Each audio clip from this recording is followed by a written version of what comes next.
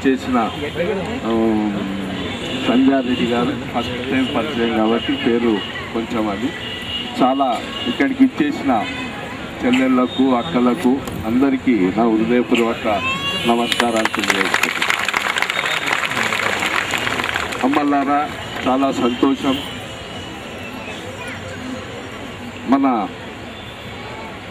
Mother educational rural development Sandhya Reddy గారు చాలా అది ఆ జాతి ఈ జాతి కాదు ఒక్క ఆడజాతి అని అన్నారు.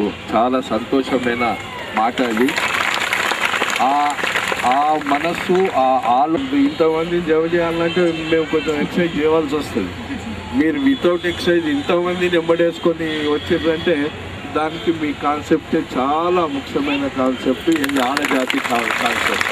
నేను మీకు అభినందిస్తున్నా. ఎవరు మీకు కావలసిన సహాయ సహకారాలు మా తరఫు నుంచి, యూడా తరఫు నుంచి, మా గ్రేటర్ హైదరాబాద్ నాగేందర్ తరఫు నుంచి, కలెక్టర్ గారి నుంచి, మా మున్సిపల్ కార్పొరేషన్ నుంచి పూర్తిగా మేము అందిస్తామని ఈ సభాముఖంగా తెలియజేసుకుంటూ, మా ప్రియతమ ముఖ్యమంత్రి గారి కాన్సెప్ట్ కూడా మీరు ఒక్కసారి అర్థం చేసుకోవాలి. ఆయన ఆలోచన, ఆయన పట్టుదల ఒకటే.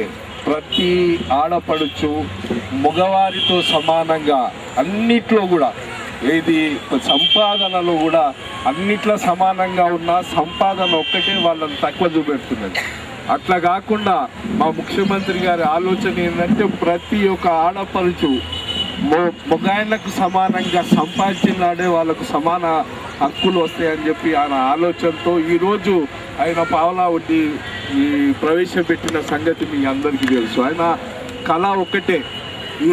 ఆయన ఉన్నన్ని రోజులు ప్రతి ఒక్క ఆడపడుచుని ఒక లక్షాధికారిగా చూడాలనే ఆలోచన ఆయనలో ఉన్నది. కాబట్టి మీరు దాని పావలా వడ్డీ ఎంతవరకు యూజ్ చేసినా కానీ అంత మంచిదని మీ ద్వారా వీళ్ళందరికీ చెప్తున్నా. చాలా మంచి స్కీమ్. ఇప్పుడు మా లక్ష్మీ పార్వతి గారు చెప్తారు, దాని పాంప్లెట్స్ కూడా మీకు ఇస్తారు. శివపార్వతి గారు మా పాంప్లెట్స్ కూడా ఇస్తారు. మీరు నేనంటే ఎన్ని కోట్లైనా కానీ దాంట్లో మీకు ఇచ్చే ఫెసిలిటీస్ ఉన్నాయి.